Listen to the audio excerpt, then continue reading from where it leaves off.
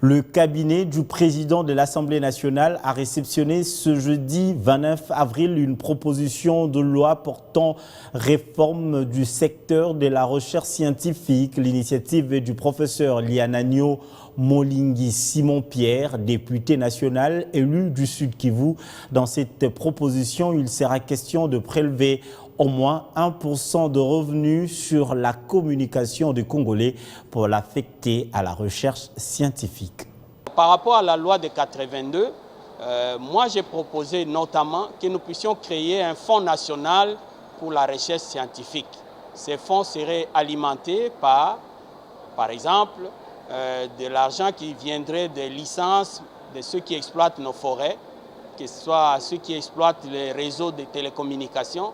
Nous pouvons prélever rien que 1%. Par exemple, si on prenait 1% de tout ce que nous dépensons pour la communication, qu'on mette ça dans la recherche scientifique.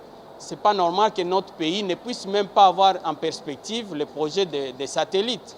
D'autres pays se développent à partir des satellites. Si nous avons notre satellite à nous dans 20 ou 30 ans, nous pourrions commencer à sécuriser nos frontières, nous pourrions nous aussi bien maîtriser notre pluviométrie, améliorer notre agriculture. Donc ça, c'est une première innovation.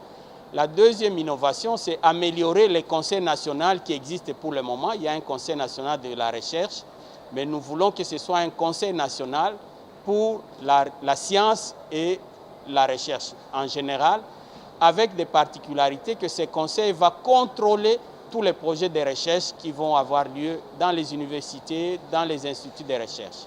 Nous voulons aussi améliorer le comité national d'éthique, parce qu'on ne peut pas faire de la recherche sans éthique.